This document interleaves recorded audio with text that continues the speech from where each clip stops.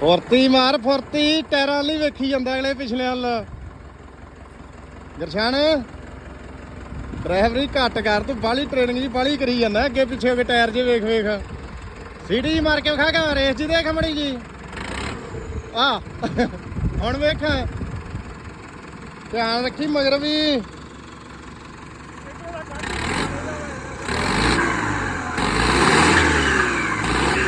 ਬੰਦੀ ਗੱਲ ਇਹੀ ਚੀਜ਼ਾਂ ਚਾਹੀਦੀਆਂ ਨੂੰ।